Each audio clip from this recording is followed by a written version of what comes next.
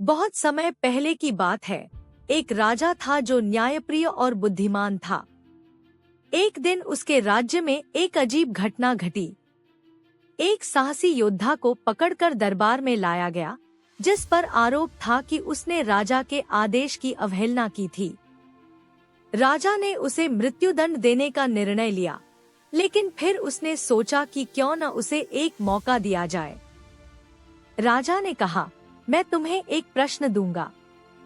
अगर तुम उसका सही उत्तर दे सके तो मैं तुम्हें छोड़ दूंगा, अगर नहीं तो तुम्हें दंड मिलेगा। योद्धा ने सिर झुका दिया और राजा की बात मान ली। राजा ने पूछा, औरत क्या चाहती है?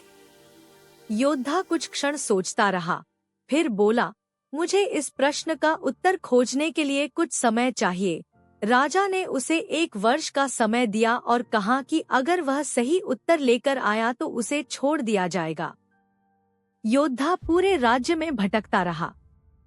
उसने विद्वानों, दरबारियों, आम लोगों और ऋषिमुनियों से यह प्रश्न पूछा, लेकिन सभी के उत्तर अलग अलग थे।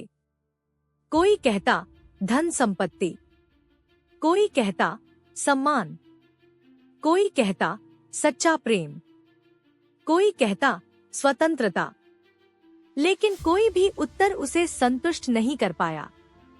आखिरकार उसे जंगल में रहने वाली एक बूढ़ी औरत के बारे में पता चला, जो बेहद बुद्धिमान थी। वह उसके पास गया और अपना प्रश्न दोहराया। बूढ़ी औरत मुस्कुराई और बोली, मैं तुम्हें सही उत्तर दूंगी, लेकिन इसके बदले में तुम्हें मुझसे शादी करनी होगी। योद्धा दुविधा में पड़ गया। वह जानता था कि वह औरत बहुत बूढ़ी और कुरूप थी, लेकिन उसके पास कोई और रास्ता नहीं था। आखिरकार उसने हाँ कह दी। बूढ़ी औरत ने कहा, हर औरत की सबसे बड़ी इच्छा होती है कि वह अपनी जिंदगी के फैसले खुद ले सके। योद्धा को यह उत्तर सही लगा और वह राजा के पास गया। जब राजा ने उत्तर सुना तो वह कुछ क्षण चुप रहा और फिर मुस्कुराते हुए बोला, यह सच है।